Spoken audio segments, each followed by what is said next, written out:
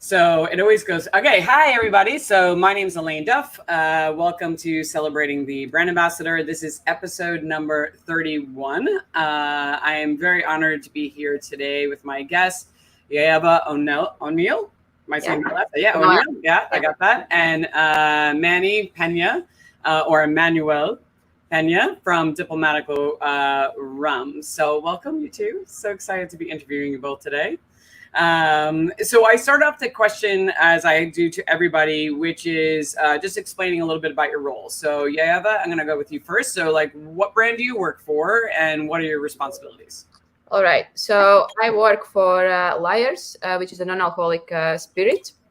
My role is to be a brand ambassador of Benelux, or it's Netherlands, Belgium, Luxembourg, and also Baltic states. So Latvia, Lithuania, Estonia.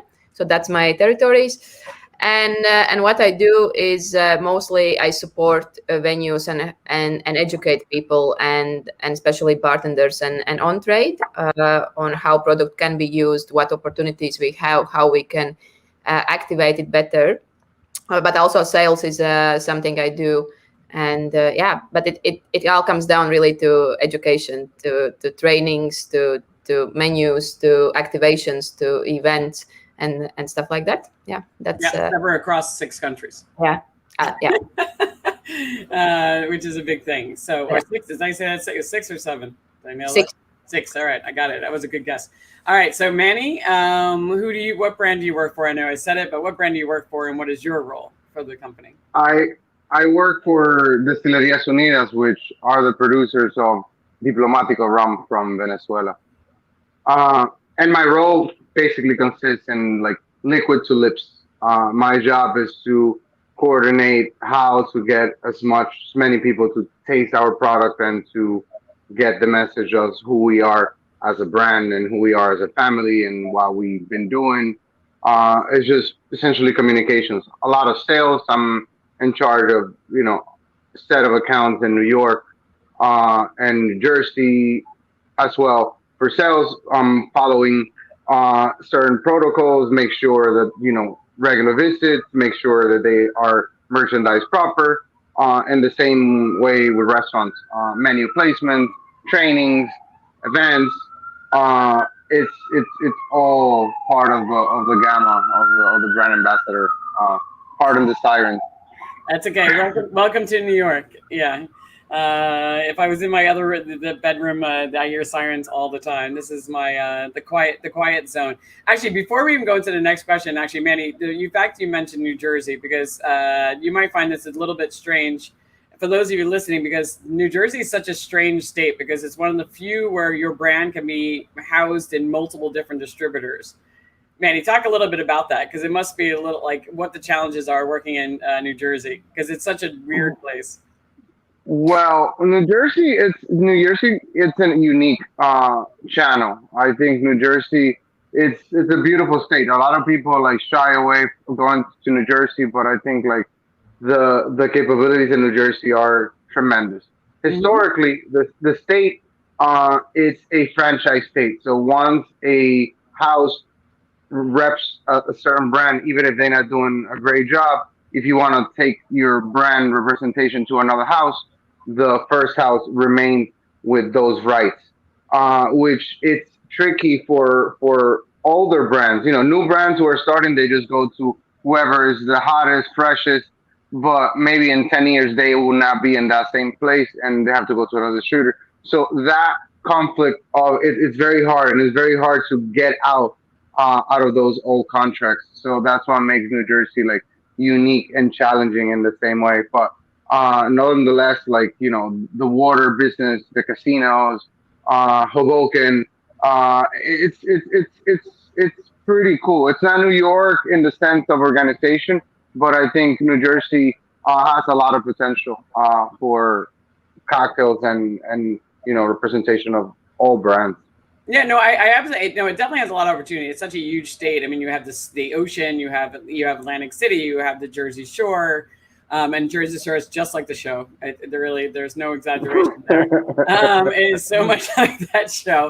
And then you have all the suburbs and you have all the restaurants, but you also have where like, the beautiful area where like Bruce Springsteen lives and Bon Jovi and, and has all these different, they have Jersey City, which is really hip and cool in Hoboken. But I think the politics of that distributor thing can really screw with a lot of people because you can go into an account from what has been explained to me. And then suddenly, it's like, which distributor are you dealing with? And it's like, they might be dealing with all three. And then it's like, which one do I place the order? Because my product is in all three. Because if you piss off one guy, they can just like ruin your like they can screw with you politically. Like they can just get your product removed or get your, at least this is what the horror stories I've been told about that state. Like if you mess with the wrong person, your product, can get kicked out of a lot of accounts. And it's just because you might not know that there's so many politics in play. But good to know as if you come in. I always thought it was mandated that you had to be in all of them. So Manny, you're saying you can just choose one and just be that one. Yeah, as you come in, you choose that one. But if things don't work out and you go to B, A remains with the rights, and for you to buy them outright, it's very, very, very costly and complicated. But but do you have any politics wise like that with you guys? Like, no, I'm listening now, and I just want to comment that that's USA. Yeah, a lot of.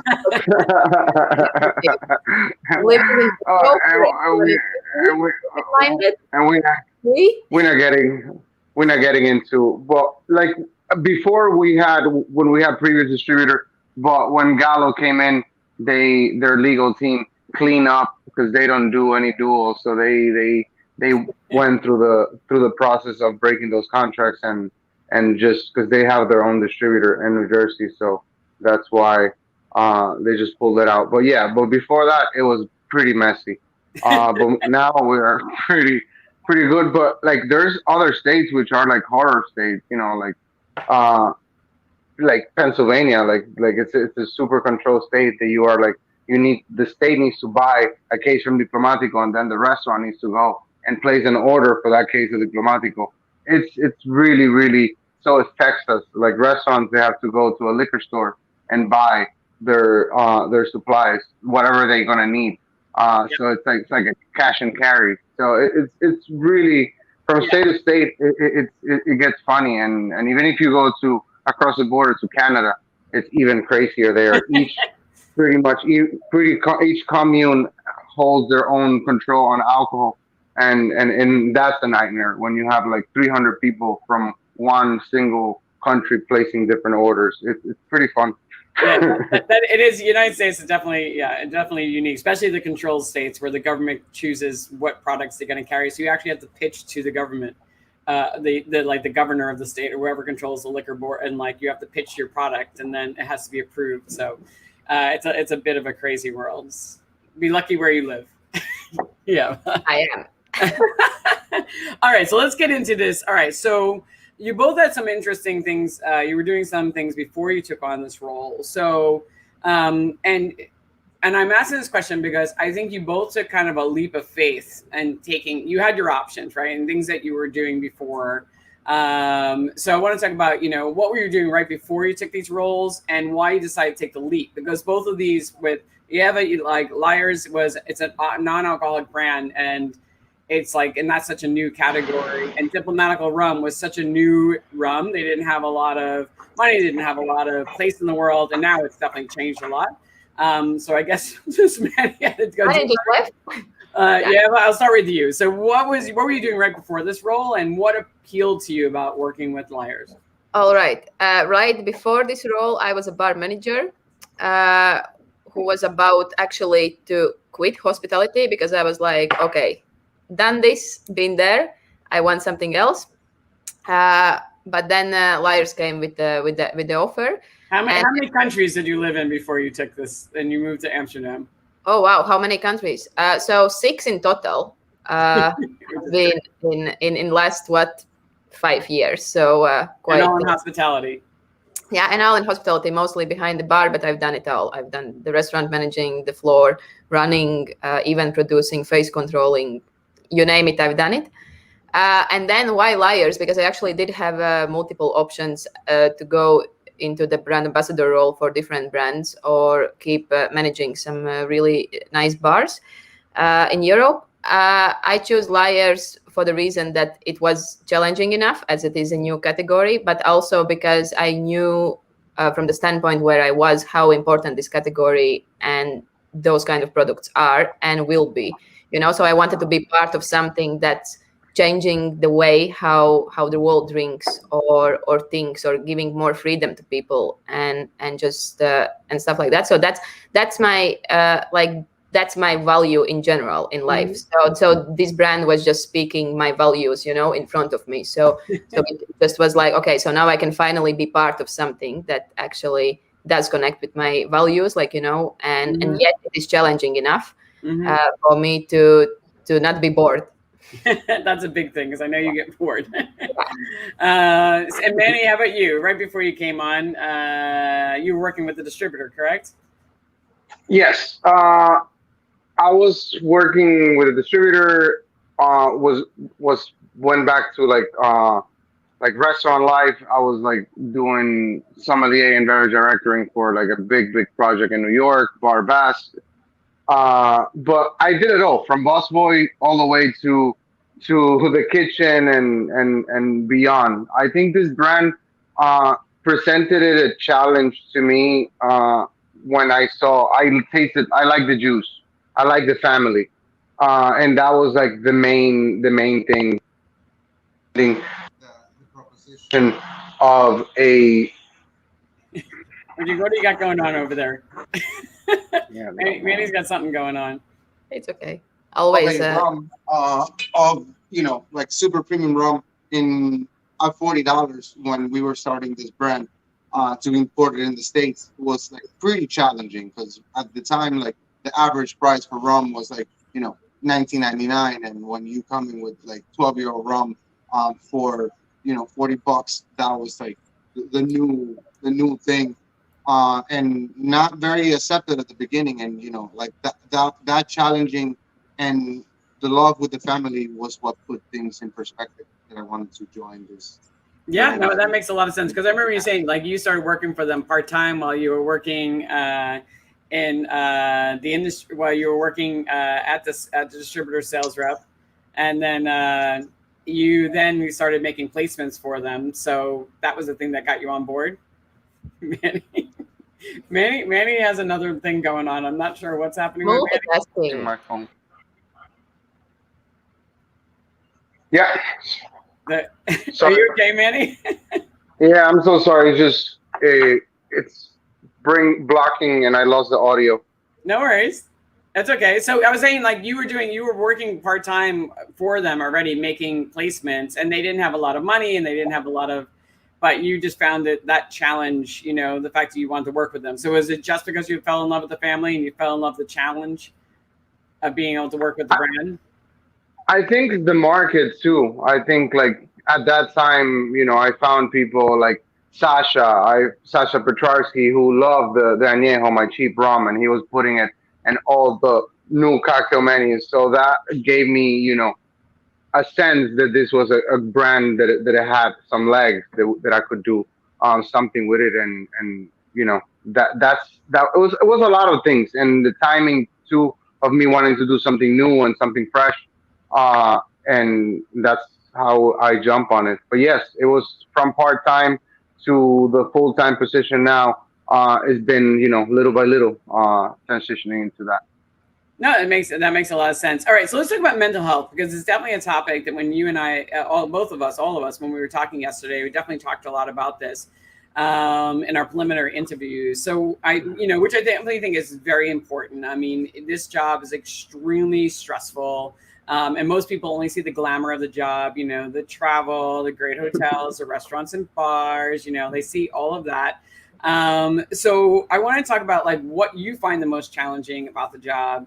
How do you handle that? And, what do you do to maintain your mental health, like, within this role? Because it is, I really don't think most people understand how stressful it is. Even the people that hire us have no idea. Just the fact of not being in a day-to-day office and having a schedule is stressful. and managing that. So yeah, but I'll start with you. All right. So I think one of the most challenging things, of course, is okay, for me at least. One of the most challenging things was to learn to say no. Mm-hmm. And I think that's so important in this because you of course your job is to build relationships with everyone, you know. Yep. But you are alone, but you have thousands of people around you, and new ones are coming in, and you really have to start to understand when to say no to some things, because it's so easy to overwork and not in a rude way, but just be like, okay, we can do this later and this, because I'm definitely a person who wants to do everything all the time. Mm-hmm. So it's, that's one of my challenges, of course, but I do pay a lot of attention to my mental health. So I want to stop you 1 second. So when have you, like, you know, just give an example of like what, maybe how you handled that situation. So like somebody asked you, like, what would be a ridiculous ask? Because we've all had them, you know, and just saying no, and then how would you handle it?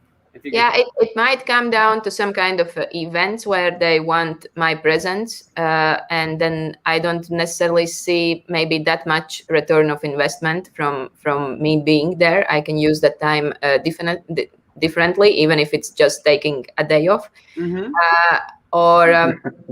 Yeah, that's what it is. Because in one I think it's really important. Yeah, I think it's in some point it's so easy to slip away from that. Like, you know, it's so easy to not have a day off or vacation in this position that it's so easy to get into that, you know, rhythm that you forget that, okay, that no can actually mean so much more, you know. And that could be done, or of course to when it comes to the team trainings, to make sure that you don't schedule too many of them maybe in one day or something, because then also, of course, when you have like 10 of them in one day, you will also not be at your best at the last ones maybe. Mm-hmm. Or you will just really push yourself through. So it comes down to a lot of requests, of course, or where you, because there are people, everyone has some ideas, and everyone thinks like, oh, I'm going to pitch this idea and it's a great idea, so this brand definitely wants it and something. So you have to find a way how to be like, okay, hey, maybe we can do this later, or maybe we can adjust this bit differently, because you know, of course, from the brand side that maybe this isn't that interesting always. Yes. Or from your own personal you know, capacity, it's like, okay, can I actually take this on, you know? And it comes down to like different online events nowadays, and to being present in different openings and everywhere. So that's, I think, quite a challenge, at least for me. Mm-hmm. And I mentioned that I do pay a lot of attention to my mental health. So it's not always that perfect, as I'm gonna tell now, but I do meditate every day. I do sports. I do take at least one day off per week where I'm completely off, even if it means saying no to my friends, because I need that me time, because I'm with people all the time. So yeah, even if it's easy things like that, just doing things for myself, even if it's traveling for 2 days to somewhere else, to just change the scenery, like, you know, to read a book, to do whatever makes me happy, to go for a dinner alone. Yes. You know, or somewhere outside of where you normally go or something. So even small stuff like that really, really matters, and it makes you, I think, also better in what you do over time. Absolutely. And you also mentioned that Liars also gives you days off for mental health. So yeah, Liars pays a lot of attention to mental health in general. So it's been, because, well, see, Liars launched in 2019 in July, and very soon after that was a lockdown. So, and it's a global company, it's a new company, so it was all this crazy mess. So one of the things when I joined a company just now, one of the first things that they told me, that remember about your mental health, and if you need a day off because you feel that you are struggling, because these times are challenging for everyone, then just please do that, because we need you in your best shape when you speak with people, and we cannot we don't want to burn you out, you know, in any way.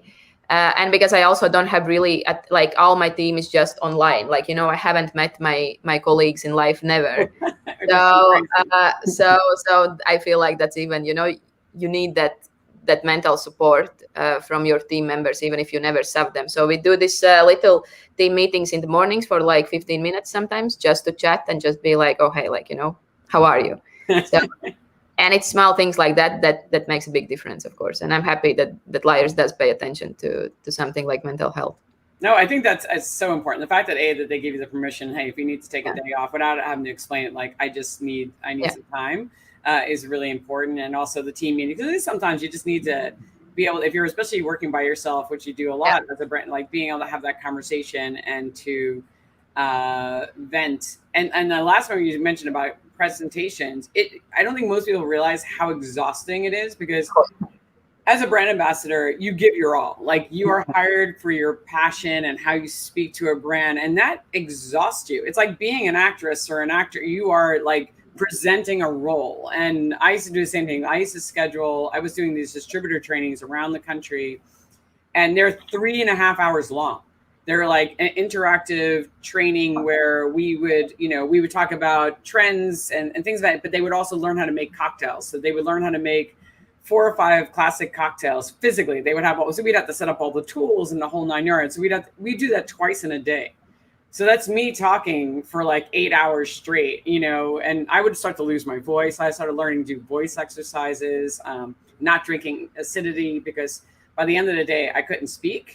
And then the next day I started realizing I need a day in between. I need like a half day. If I was going to do another one the next day, it needs to be afternoon. I need to be able to sleep in, because I was physically exhausted. Because then that night you go out with everybody, right? And you're out. And I was like, I just gave my all. Now I'm out. And tomorrow I'm not going to be able to do it the same. I used to, and then I stopped doing it. I was like, I realized for my own sake. It's like, I just came back from a 10-day trip to Baltic states, and I visited all 3 countries and gave so many presentations that in like, I think after the day 5th or 6th, I just lost my voice. Like, physically, I lost my voice. So that was a bit crazy, that for 2 days I just couldn't speak at all. And that was exactly what you are saying. You repeat yourself and you just speak maybe 10 hours per day, and it is exhausting. Yeah, no, it is exhausting. Manny, I'm sure you've experienced some of the same things. For you talked about, importance of, maintaining mental health and some of the things that you're doing for yourself. So tell me a little bit, what do you find the most challenging about your job? Because it is a challenging job. And then what are you doing to keep yourself from being overwhelmed? I think I have an analogy for like brand ambassadors. Like, we are like a big whale under the water, just like pushing all this weight. And what people see is just like when we breathe out, like events, like the little spritz of air and happiness and jolliness.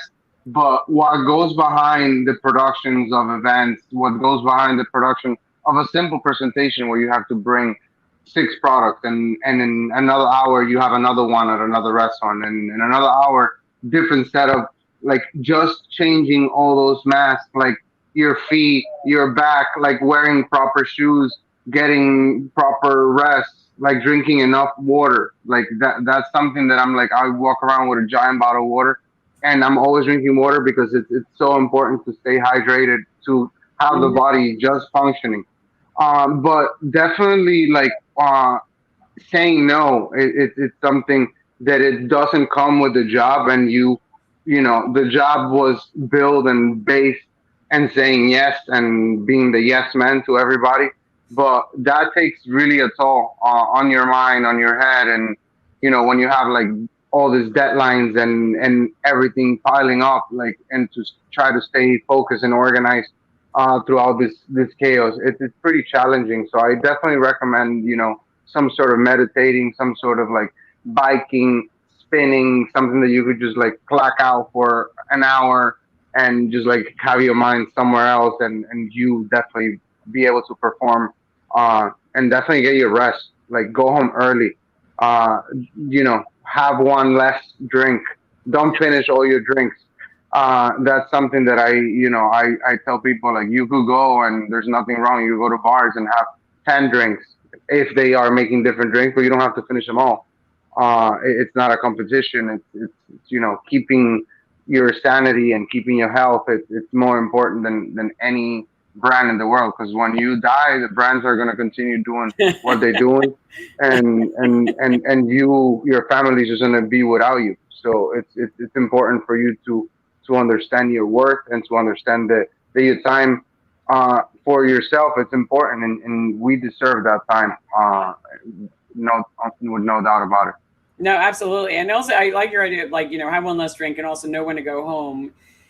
Setting an end to, I always recommend to people, I take all these productivity courses and, so I learned a lot about end capping your day, like your beginning of your day and your end of your day. So you kind of have like a ritual that ends your day or starts your day, and meditation is definitely part of mine, and writing a gratitude list. But also as a brand ambassador, it's like knowing, okay, so I'm out, I'm hitting accounts.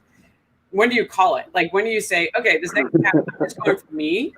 I'm just going to have a drink for me, but I know but I look at my schedule the next day. So I know exactly what's on my plate. So I'm like, oh, I actually do need to get up really early because I have a presentation in the morning. So that means I need to knowing that I have to end my day at like 9, like no matter what, whatever last count, it has to be 9 because tomorrow I have to get up early. But if I don't know what my next day is, then sometimes I lose track of time. And next thing you know, I'm out till 2 o'clock. Well, when I was younger, back till 2 o'clock in the morning. We know everybody. You walk into any bar in New York City and somebody's going to know you. And somebody's going to want to buy you a drink, and somebody's going to want you to stay a little longer. And that's like, so I think like going with a good plan and strategy and like go home early. Yeah, just knowing I'm going to end by 9 no matter what. And I was going to say, on saying no, I started learning to, one thing, it's kind of cheating in some ways, but when I started realizing people were just asking me to do events like on a Saturday or a Sunday, and it was like stupid stuff. It's like, you don't need me. You need like the sub me. Like there was like lots of brand ambassadors. I was like the senior brand ambassador, and like, you know what? I've earned my stripes. I don't need to spend my weekend like bartending at your, somebody's party or whatever it was. So I'd be like, I have a wedding. I had a lot of weddings. I was like, nope, can't do it. I have a wedding, or like it's my mom's birthday, and it'd be amazing. It'd be like, oh, no problem. And they would just move on to the next person. Like it wasn't thought. But it's so funny because it's actually so wrong, because if you would just tell, well, hey, it's my day off. Yeah. So why that doesn't matter as much as wedding or mom's birthday, It's just a weird. It's totally wrong. Priorities in people's heads, like, Yeah. Like, it's weird. And I did start to tell the truth. I sometimes like broke it down one time. I would say to my boss, because my boss was like, well, they really want, and I was like, if it was somebody senior, it was like the senior executive, of course, if Ivan Menezes is, the president of Diageo asked, of course I'm going, because he doesn't only trust so many people in his house. So he knows me. So I would go, right? No matter what he asked, of course I went. But there were just certain things I just knew I was just the first person on their list, because it was easy. They knew me. But it was like something like, a liquor store tasting. Yeah. It wasn't even like a premium liquor store tasting. And they could have like a promotional model do it. And I one time I had to break down for somebody, and anybody's watched the show has heard me say it before, like, do you know how much money I make? Like, it's not like I'm like living large, but like, this is my salary. This is how much this is going to cost for, like, you could get it from, like, you want me doing more important things. Like, and these are all the other projects I'm working on right now. So I'm going to have to take 5 hours out of my day, not work on this, which is like sales goals or something, to do this. And they were like, yeah, that's a good point. I'm like, so like, I finally got mad one time. I was like, we need to break this down. Like, let's just break it down. But yes, saying no is definitely one people have talked about a lot. And definitely having rituals for your day and going outside. Really important. Getting outside.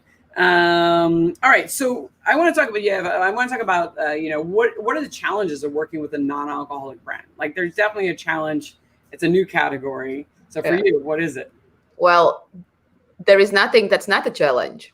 Yeah. Well, it starts with the fact that it is a new category, and it goes farther to the fact that there is such a stigma around this category in general, like, because the products that has been, in around like last couple of years are not necessarily maybe reaching the expectations of people or something. But the science goes forward, of course, and the products becomes better and everything. But to change that perspective in people, like, you really, like, that's one of the challenges. And even to just educate people about that the category exists itself. That's like, and then you tell like, oh, hey, you know what? We have alcohol-free rum. And everyone is like, yeah, what's the point? And then you again and again and again and again. So the challenge, I think, is a lot. Of course, like about this category, everything is a challenge as it is a new category. But also to kind of, without giving people a taste of it's very, very hard. So you really need to get the liquid on the lips, and then the conversation goes very differently. Before that, they're just listening to you and they're like, what are you saying? Like, like, I don't get, like, what's the point? And so you have to, there is a lot of, and even when I'm going out on Saturdays or something with my friends, and then again in industry meets, and they're like, oh yeah, I heard of this and this and this. And then again, you just like, and you have to explain and explain and explain why is it needed and everything. So yeah, that is the challenge. Like, the new category is a challenge, which I'm happy about because I'm happy to take the challenge, but it's definitely is a lot. Yeah, no, that is definitely a challenge. Like just entering a new category. I know my husband has to do it. He Genever. I mean, Genever's been around since the 1600s, but most people don't know what it is, and they still think it's a gin. And he's like, no, it's more like a whiskey. And having that conversation, and then how do I use it? It's definitely a challenge when you have something that's so new to people or just not familiar. And for you, like, where do you see like the category growing to? Like, what would you like to see? Well, right now, alcohol-free spirits is actually the fastest growing subcategory in the world. So it's not even big enough to call itself a category yet. So it's actually just a subcategory, yet it is the fastest growing subcategory in the world right now. So I see it going, well, I just don't, like, I know that it's going really, really well and really up. And where I see it landing in like 10 years or something, it's going to be, it's a bit similar. I always, like, we try to, or I do this, I compare this a little bit with like plant-based milks, like dairy industry is kind of going down and plant-based milk industry is going up, and not like milk will still be a thing, also after 10 years or 20 years, but it's just going to become more equal or different. And the same with the alcohol-free spirits. I feel like it's going to be just such a normal thing. It's like, oh, I want to have a drink, but I don't want alcohol for some kind of reasons, like, So it's just going to be like this normal thing that no one will be like, oh, are you drinking alcohol-free Negroni? It will not be a weird thing. Yes. Like, it will not. It's like with plant-based diet or something. If nowadays you say that you are vegan or something, it's not so weird anymore. It's still quite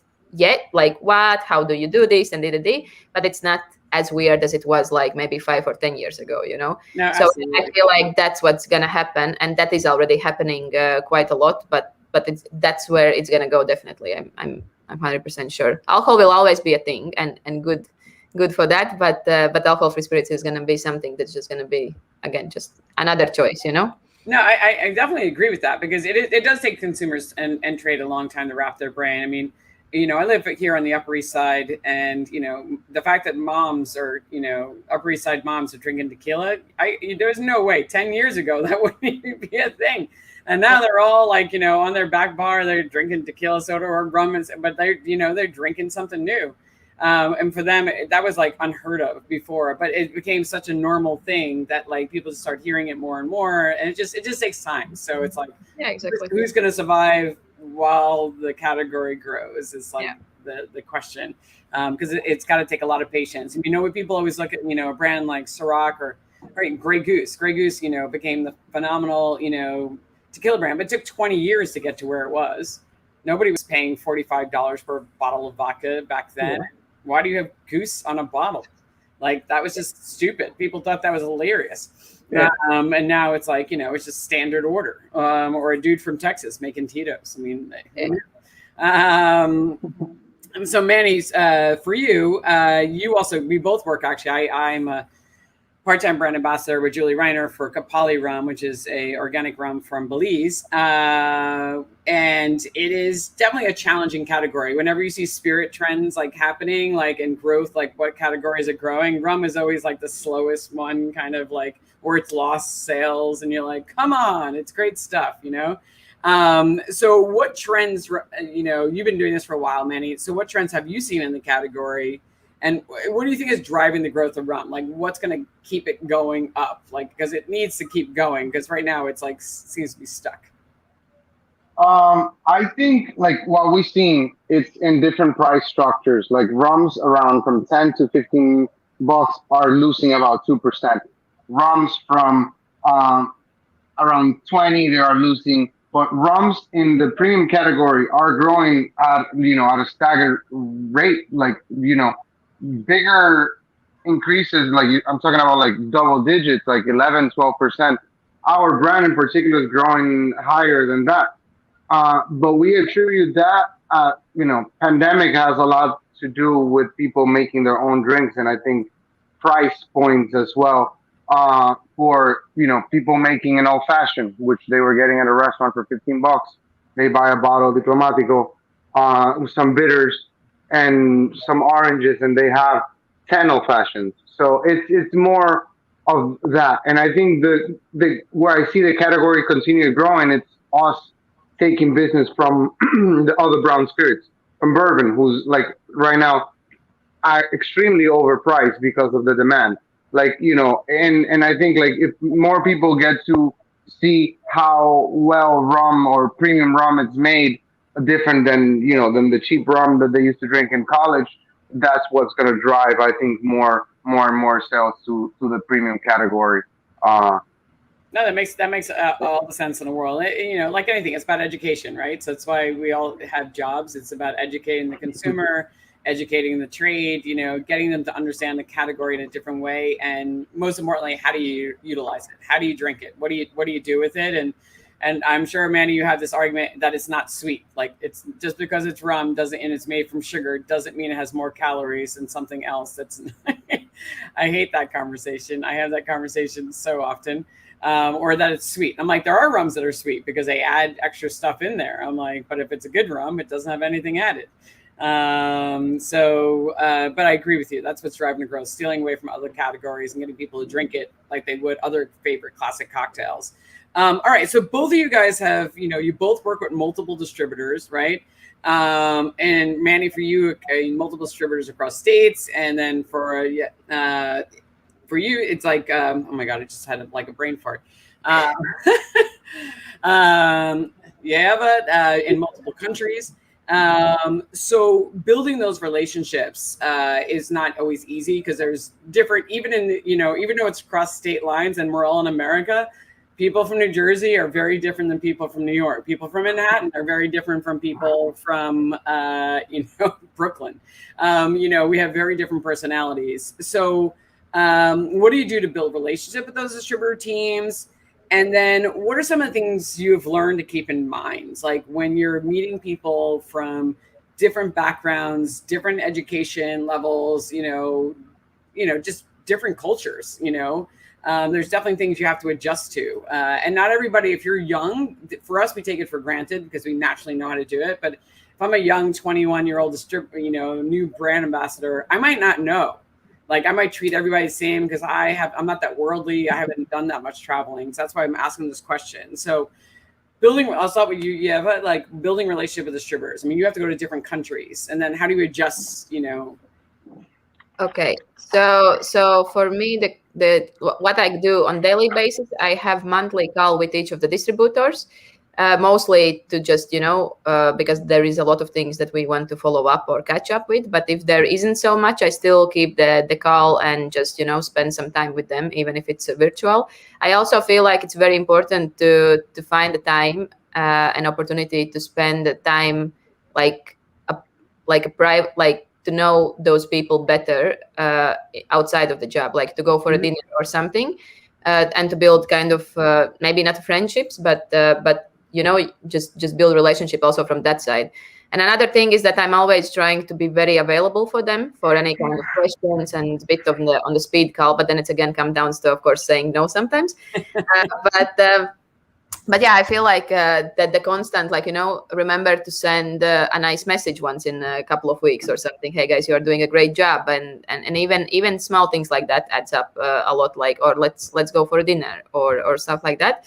So I feel that's of course that how I deal in general with different backgrounds and different countries. Well, the challenge itself is that every country has a different culture and a different background. So very often it's also language barriers. So I'm happy that I speak multiple languages, but still I have some countries where I'm responsible for that I don't speak the language. So sometimes that's that, but that would be the smallest thing. But of course, the different backgrounds and the different just drinking cultures in general. Again, that's another reason why to spend some free time with the distributors and just know the place better and the culture itself. But also I would give, if I have to give some kind of a tip, is that when you start working with someone new, no matter how good you know things, no matter how high you are in your position or how experienced you are, put aside what you think, like, because this is a different person, and you have to respect the different tastes and different opinions, and just, I think listening is the main thing, because sometimes you are like, we are a little bit, all of us here in this, a little bit Mrs. and Misters know it all, you know. And that's something that has to be like, okay, now I'm shutting that down and I'm really listening to what that market wants, what that market drinks, how I can, and then maybe I don't like it, but it's not like, well, it's not up to me to decide what people are drinking and what's a good drink or no.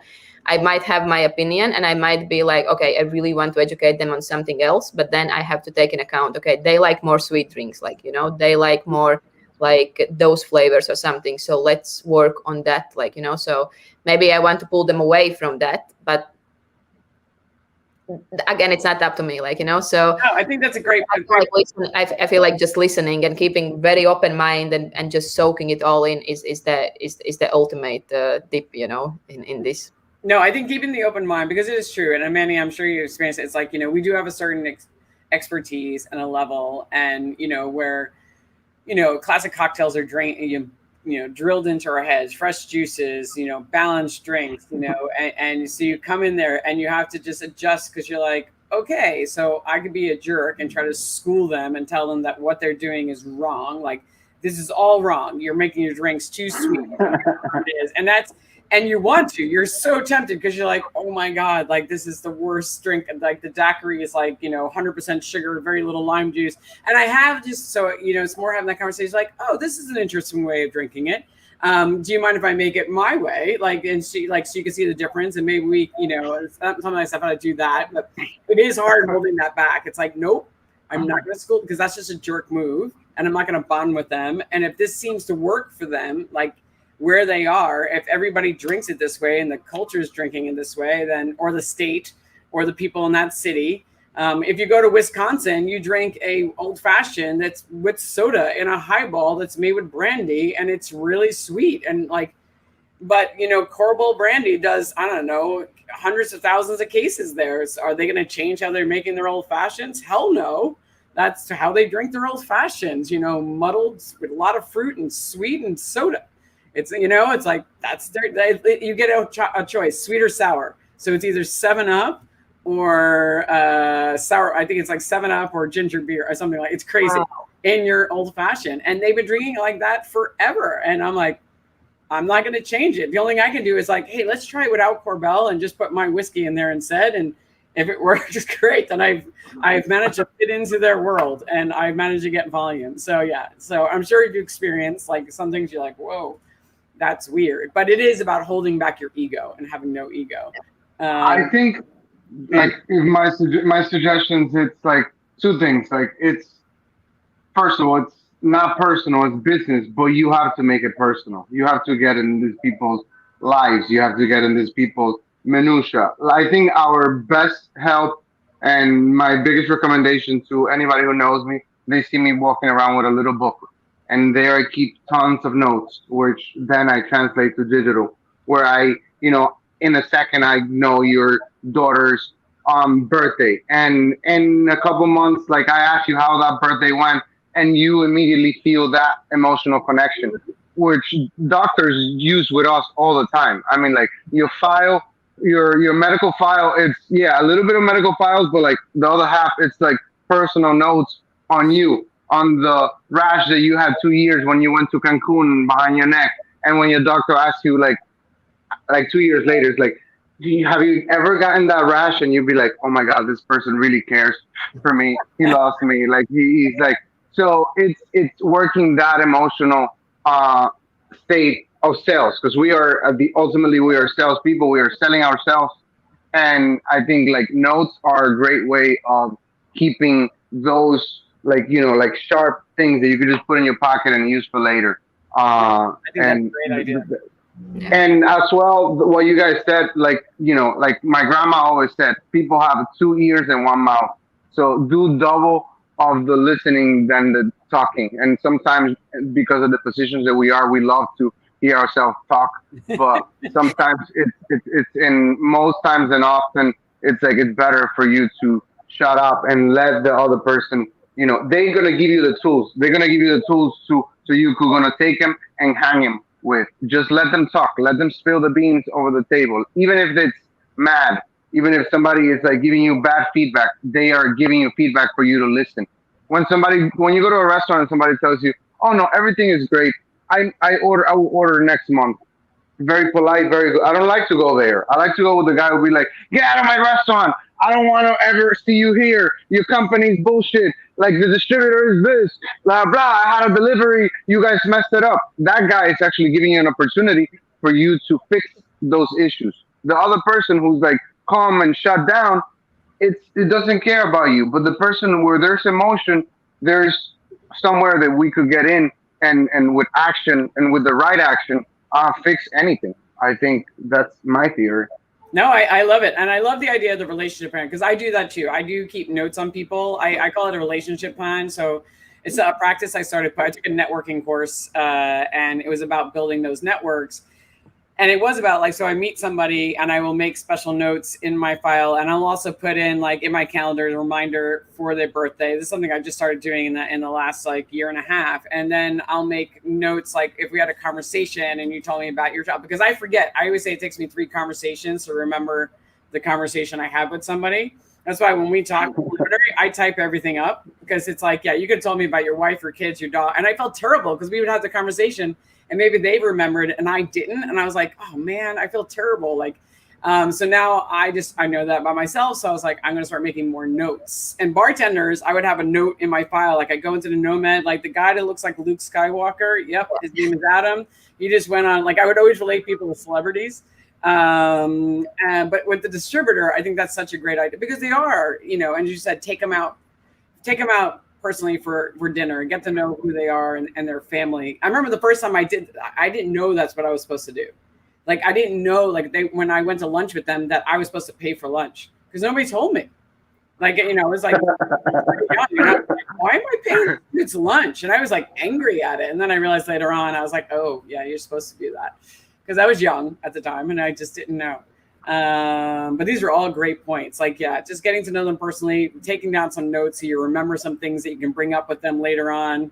I'm always so impressed. My husband remembers conversations with people. And then when he gets home from a trip, he's always at the post office because he will have bought a book or something he saw because this person mentioned it once and he'll remember it and he'll buy it and send it to him as soon as he gets home. Or he picks up, he'll be in another country. He's like, oh, I remember Lou. He really wanted this gin while we're here. And he'll search for it and buy it and bring it home for him and then send it off. And it could have been a year ago, but he has it in his brain. He's very thoughtful that way. And I was like, I need to do more of that. So it's a good habit. People remember that. All right. So let's talk about off-premise. Mostly because, I'll be honest with you, I'm very curious because I know nothing how the off-premise works in Europe, in the Baltic states or in Amsterdam or things of that nature. So yeah, I would love to hear did you guys here in the States during shutdown, everything changed to the off-premise? And suddenly that became a big focus for a lot of brand ambassadors who never usually went in there before. So what was it like for you guys? So yeah, I already mentioned that Lyre's launched a little bit just before the lockdown. So, and as a new company, of course, that was a big, okay, what's going to happen now? We're going to survive or no? But what actually happened, Lyre's paid a lot of attention to online business. So our e-commerce was what saved us, and it went so much up. So our marketing team and e-commerce team, which at that time, the e-commerce team was one woman. She basically saved the company in terms of the e-commerce just went up, but Lyre's really did a lot. So we were in front of everyone in Instagram, Facebook, everywhere. It was such a it was crazy how visible we were. And then what we did, and I think I might be wrong, but I think that we are the only brand who ever done this, but I might be wrong. So what we did is when people were buying online from us a bottle, they received an email that they can schedule one-to-one session in Zoom with some of the brand ambassadors. Wow. Or learning how to make drinks with this product, or just learning about the brand and stuff like that. So then they could schedule it through like Calendly, the same system you are using. And then we send, then we see it coming through our emails, then we send through like the ingredient list and everything they have to prepare for the session. And then we give this one-on-one session, which really kept our customers close to us as a brand. And of course, in the session you mentioned, okay, you have these 2-3 bottles, so now we're going to make these 2-3 drinks. But if you buy 1 more bottle, you can make 5 more drinks, and or stuff like that. So, and then afterwards, of course, the follow-up is super important. So after the session, we always send out the email of like, thank you, and this, and here's the recorded session if you want to rewatch it. And here's the 10% discount for your next purchase and stuff like that. So, and that worked so well, but I'm speaking here now about hundreds and hundreds of online workshops per month. That's amazing. That's incredible. That's crazy. So right now we are actually hiring a person who's going to just handle this, because we want to continue this, and brand ambassadors don't have time anymore for this, but it was such a big success. People were loving it. And of course it went through social media, people coming back to us, like, buying more. And just we just won their hearts and love, like, being really present in the times when it's very challenging. And of course, almost none of the sessions went actually 15 minutes. It's always longer. Yeah.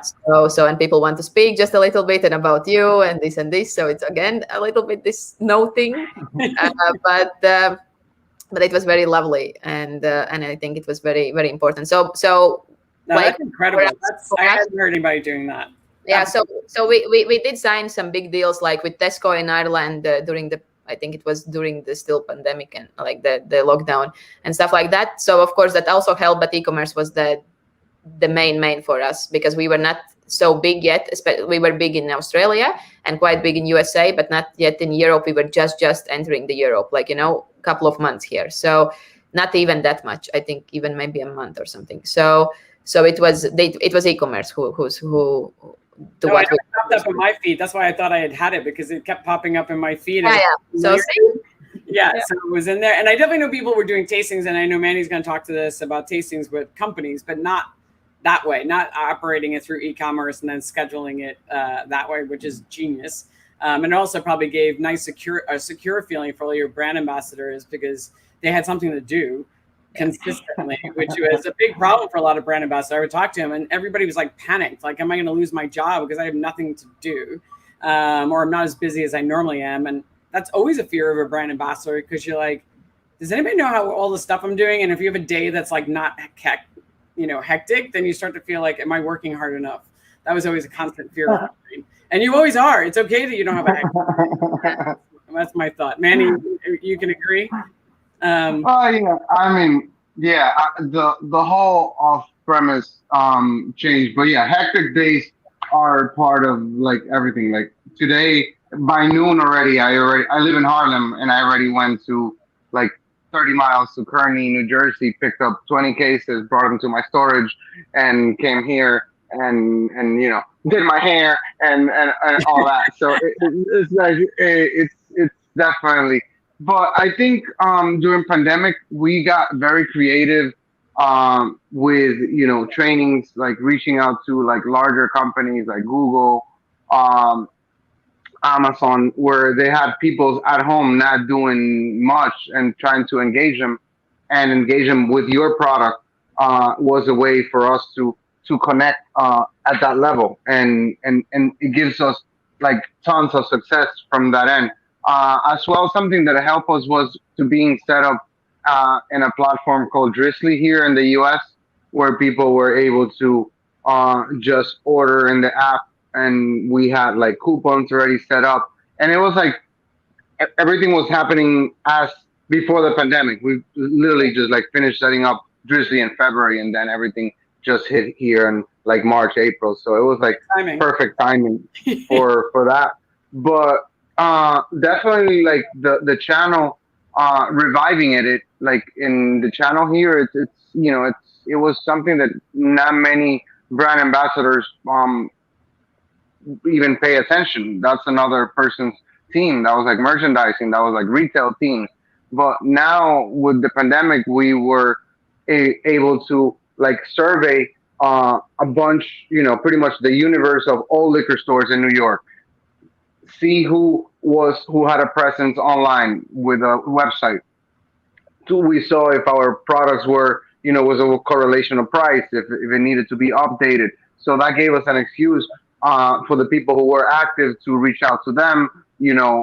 Like, let's change the picture, the images on this website. So engaging with them and then developing like certain programs. We did like old-fashioned kits. So people will buy a bottle, they will get like a mixer and bitters, and they will go home and make, like, for the planas we did like shaker.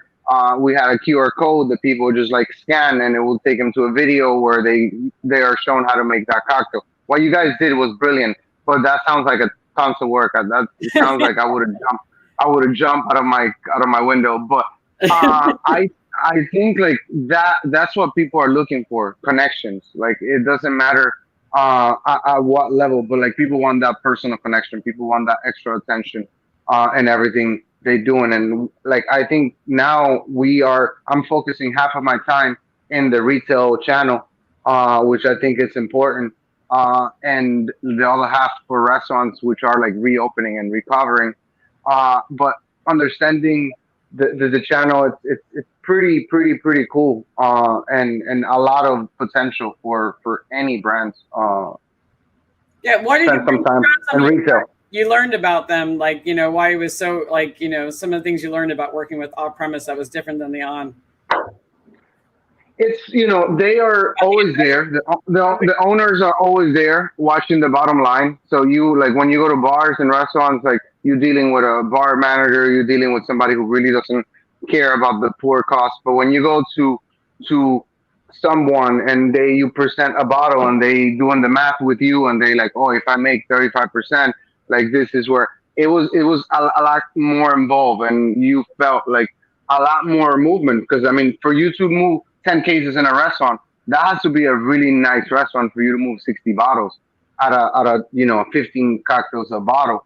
So it's different when you go to a corner store where a guy, likes your brand and starts recommending it to people. People coming in like looking for bourbon and be like, oh, try this rum. It's only $40. The bourbon that you drink normally $75, and that's how you start creating an impact. I think, like, bigger than I ever thought. Like, I thought, I'm like, wow, why I'm going there? Like, there's no business. If it was business, so, like, it would have been done.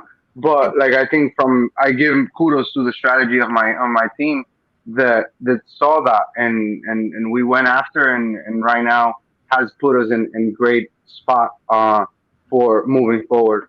Yeah. But you had something. Yeah, because this is where our ego speaks, that we are the cool ones with the restaurants and bars, and we think, oh yeah, it's bottle shop or something. But let's be real, the volumes comes from retail, So that's why we have so much marketing money that we can operate and do all this cool stuff. When actually, the big volumes does come from retail, which we all learned, I think, as brand ambassadors in these times. That we are more for the, we take more like show and all of that, but the volumes does come from retail. Absolutely. And you were saying, Manny, you said to me yesterday, it's like, also, it doesn't cost me as much. Like, I will have to spend thousands of dollars in a an on-premise, in a restaurant bar, and I'll only get like 10 cases, depending on what my program. I could do a lot more, but in a liquor store, it could be just really cool POS. Yeah. Doesn't really cost me. Paying attention, but like, as well, connecting with the buyers, and those buyers get up like very early. So it's like, be ready with your coffee and your donuts at 9 a.m. because like, they don't care if you were in a cool bar the night before. They want you sharp as a tool at 9 a.m. while they're doing their tasting. So it's adapting, and I think finding a balance on everything, but there's definitely a lot of value in retail. Absolutely. I mean, I was telling you yesterday, I mean, Diageo built their entire business in the off-premise. They never used to pay attention, at least in America. In America, they didn't really pay attention to the on-trade until like 2010. like really get invested. I mean, 2005 we were starting, but yeah, it was like a struggle. It's like pulling them, like, come on. And I didn't realize it, but I know it's different in Europe, but in America, yeah, they just built it in the off premise. A lot of the brands were built there, and they did a lot of their volume. So it's definitely if they're doing it, and I think they're doing something a little bit right, since they're on the large drinks company. Maybe a little bit. All right, so let's talk about this. So, working with, we kind of touched upon this before. So working with different accounts, right? You have various expertise, different cultures. Tell me, what, actually, I think we already covered this before. I was going to say, we talked about cultures and different drinks, but we're going to skip over that. So, all right, let's talk about now, like the world is opening up again. What have you found accounts need most for brands? And you have, I'm not sure it's different in every country, there's different shutdowns and things happening. So for you, like, going back, is it emotional support? Like, what do you find? Yeah, actually, also what Manny already mentioned, like, people are looking for that connection. So right now, all Europe is struggling with the staff in general. So that's where the most attention goes towards from bar managers and restaurant managers and stuff like that. But they are definitely looking a lot into the support and into like the real information. Okay, how this is gonna help my business? Like, there is no more. Sorry for my words, but there is no so much more time for everyone for a bullshit thing. It's like, okay, if I'm gonna do this, like, what it's gonna create for me and stuff like that. So they're looking for like definitely paying more attention towards like, what's gonna be the return of investment from me listing this brand and stuff like that. And yeah, the support, like really the emotional support, as weird as it sounds, but we are a little bit right now as a like a doctor that just needs to be like, hey, how are you? Like, I hope you are fine. Like, if you need to talk, like, and stuff like that, really getting that. And I feel like it's not that much more anymore about POS, like, in general, like branded glassware and everything. Everyone is a little bit like tired. Depends from the venues, of course, and countries and stuff like that. So right now, I think everyone is really more looking into like, okay, how can you promote the place? Like, via your channels, like how can you help me to earn more money? Let's be real. So so I feel like that's what it is right now. You have to, yeah. It's not much about sales and getting your product. It's really like, yeah, okay. Be my friend and help me make money. Be my friend, and I want this product, but I want to see how this product is gonna help me to earn more money. Or to sell more, like, the average check, how it's going to go up and to attract more people to my venue, and how your brand can attract more people to this venue because you are promoting it, and stuff like that. So it really comes down to that, at least in Europe. No, it makes a lot of sense. I don't think it's much different here. But Manny, what's your feeling? What do you think accounts need right now? I think accounts definitely need a hug. Like that's the first thing that they need because they are understaffed. Like you go to even to major restaurants and there's a sign at the door looking for front of the house, back of the house staff. Like it's really hard what's happening, but you need to focus your attention. For example, we are doing 2 programs right now. One is called Healthy Hospital, which is where bartenders go sign up, and there's like different workshops who show them how to meditate, show them how to do photography with their phone, show them how to do video with their phone. We are, they apply for. We are giving a few $2,500 grants for those bartenders who go through the whole program, sign up, post a picture of their artistic expression, and it's for us right now. Knocking on doors like buy my stuff. I don't think that's gonna work right now. We are a brand that were built in the on premise. We were built by bartenders. We are a bartenders brand. Like I know Yeva comes from hospitality background. That's why Diplomatico is big. It's a shot of friendship in Europe. And here in the States, it's like a bartender is a drink. So for us to go in and trying to push agendas, that doesn't work. Like another initiative that we are doing is for the benefit of the restaurant, we are doing with a it's called A Little Bit Better, from which where what we are doing. Andrew Seymour is part of this initiative. We are going into restaurant X, and we identify any like food that could be donated, or if they can make food. Like we were talking about, like Katana Kitchen, they are donating a bunch of meals like every week. So they just like prep the meals. We have the charity benefiting from that as well. We present in the menu every cocktail that they sell with Diplomatico goes towards that same charity. So we are amplifying the message. We are doing something right, and I think like that's what it's gonna take for. We are, I believe very firmly in this strategy, but it's hard even to get it across because people are in a mindset of survival. For you to bring one more thing for them to do, it's hard. But I think having the intention and having a plan of doing something right by the account, it's what I've been planning. Me and my team, like all my ambassadors from Texas, California, in Florida, we are all in this initiative and trying to make it happen to bring the on-premise back to life. Yeah, I think it's great because right now we see, I don't know how it is in Europe at the moment, but there's so much homelessness right now. I mean, there's tons of homeless. It's not as bad in New York as it is in like California or Texas. I mean, it's scary. There are like tent cities set up. It's like really, really frightening.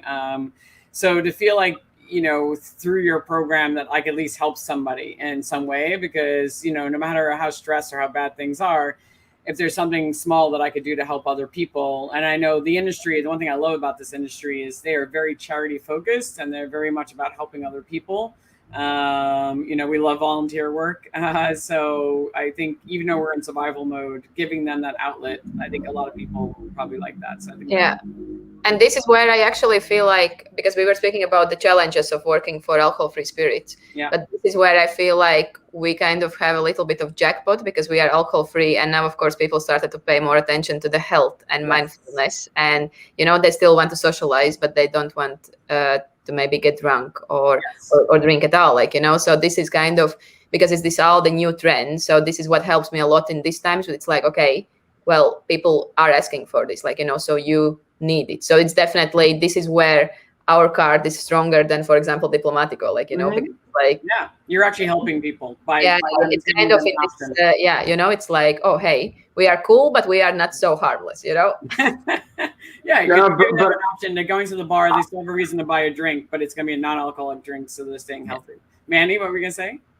No, I think it's a great thing, and not just for people who don't drink. Even if you're drinking and you're gonna have 3 drinks, if you could drop a mocktail in between or non-alcoholic drink, that's one less that you go on the road. And I think something that a lot of places started doing, and it's a shame factor of not drinking, is that they are listing the mocktails in the cocktail list, and people could order them by name, so they don't have to be like, oh, bring me a pina colada without alcohol. So it's because there's as well, the peer pressure with alcohol, that a lot of people feel that, even me, I drink for a living, I sell alcohol, and some people feel that for me to sell them liquor, I have to drink with them.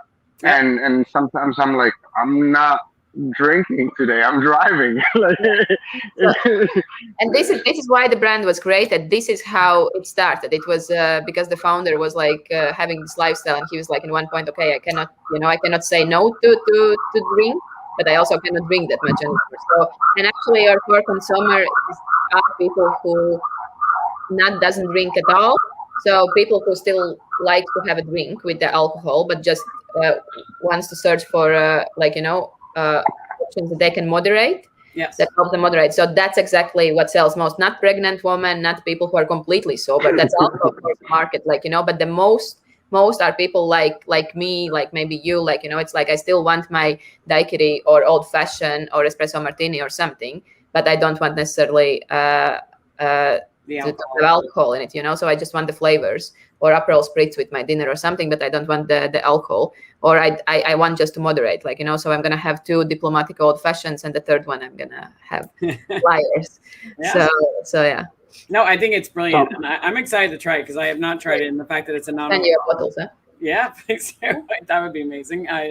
But I was gonna say but no, because it is true. Like, I just like something with flavor, and I do like somebody just having a drink. Doesn't mean I want an alcoholic drink. So it's like I've been looking. Oh my god, I go to Trader Joe's and I'm like, I find like really fun sodas that are low in calories that are like I put it over ice and I squeeze a lime into it just so I have something refreshing. Don't really need like something alcoholic. I just want something. I love the feeling of it, and to be able to drink a non-alcoholic Negroni or old fashioned, to just have that glass in my hand. I just like having the glass and have something to sip. But I think those are all really, really good points. Like, everybody can help in a certain way, but having something on a menu, if you're on the menu, it means I can go there, Manny, as you said, that pressure, and to be able to sit at the bar and like you've already supported your brand, but then to be able to order something and still hang out with everybody and have that glass in your hand would be, I'm all for it. All right, so let's do the last question, which I always end off with, which is, what do you wish you knew when you first started? Because we all learn important lessons on the job that you're like, oh my god, I wish somebody told me that, or I wish I knew it before. So Manny, I'm gonna start with you. Yeah. What's something you wish you knew when you first started that you now know? I wish I knew my worth more when I started. I wish and that's something that I'm focused right now, and with my mentoring as I'm going around, for people to know that they are worth more than the market sometimes has for them. I think and that brings a different quality of life. That brings a lot of different things with it when you make 40,000 versus when you make 100,000. And I think, like, I wish I knew more my worth in that sense as a brand ambassador, for ask for more. Yeah. And I think that's a really, really good point. Eva, what's yours? So yeah, there is of course a lot of things, like, I wish I knew technology better, like, how much it can actually help me. I wish I knew different things, but I think one very, very important lesson I learned is that I wish when I started I knew how much my time costs. So that comes back, of course, to that. And because sometimes it's like, at least my mentality is like, oh, I don't need to pay this person because I can do it myself. Like, I can do this myself. I can do this myself. And actually, I was a couple months in the company when the CEO was like, but remember that your time also costs. Like, so yes, we're gonna spend a couple of €100 more, for this person to do that. So you meanwhile can focus on, like, bigger things or something that person cannot do. And that's something that I wish I learned earlier, because I was really busy with like small stuff to just like save the budget, and all this stuff. Oh, I can do this, I can do this, I can do this, while I forgot that my time also costs. So I think that's one. And another thing about the time is that I wish I knew how much time it actually takes to realize some things, because from me coming from a hospitality industry, I was this person who was for the brand ambassadors. Why it takes so much time for them to? It's just a menu, or it's just an event. Like, oh my God, I can do this in 1 week. Like, come on, what they are doing or something. And now when I have to do it, and I understand it's also not up to me, but I have to communicate with my marketing team, with the distributor, or with wholesalers, or there is such a big chain, and I need all the answers to come back to me, and it might take 2 weeks or something that I just get an answer, which I also could be no, or something. Like, I wish when I started, I tended to push things to the last minute, because I was like, oh, this I can do in 1 day, but I forgot that maybe those people will not, so I wish that would save me a lot of stressful moments of like last minute, like, no, that's a big one. That's a good one, because most people don't realize, like, oh my God, the legal team is going to take 5 days for it to actually return and get back to me. They don't do anything on a like that. How many more people you have to get approval of, and how long it takes them to get back to you. And if somebody asked me how to work as a bar, how to work with a brand ambassador better, I said, realize that they can't do things on a dime. They just can't. I mean, some people, we have the autonomy and we have a budget that maybe we don't need somebody to say yes. And I think that is a good way of being. And I think brands should set brand ambassadors up more often like that. Like, here's the structure, here's the budget. Just stay within that so you can turn things around without a million layers, because it does hurt you. But if you are going to work with a brand ambassador, find out how long, like, don't give them a week's notice, give them a month's notice. Yeah. Because so, but on both sides, knowing as a brand ambassador how long something actually takes to do. I've been there. It takes weeks for you. Like, you tell me the moment that you submit samples to a distributor and they get approved and you could pick them up, like, it's not like, we have a little bit of inventory, but like, if you need for an event 5 cases, it could take a month. Yeah. So it's these little things. I think that's a big one. We haven't talked about that on the show yet, and it is big how long everything takes, and realizing that it always takes longer than you think. And also outsourcing things, realizing that if you work with agencies, find out how your company pays them, and if they're on a retainer, and if you can outsource more things to them. Like, I have this thing, can I just outsource it to this person? You will save yourself so much time. And because we are doers. I think all of us here, we're doers. Like, we'll carry the 10 cases, go pick up the thing. But when you start to realize you can put it out there because your time is worth money. Well, this was great. You guys were awesome. I learned a few things today. I think I do at every show, but it was really great interview. I'm glad you guys got to meet each other. And I look forward to actually seeing you both in person. Manny, maybe later on today. Yes, you will. Maybe in Amsterdam, or at least at Bar Convent, Berlin. I hope so. Yeah, that would be great. So thank you so much. No, thank you so much, both of you guys, for being on. Yeah, thank you. I hope you have a great day. Thank you. Thank you, Nice to everybody. meet you, Eva. Thank you so Evening much. already. Really appreciate it. Bye, everybody. Have a good day. Thank you. Ciao, ciao. Bye. Bye.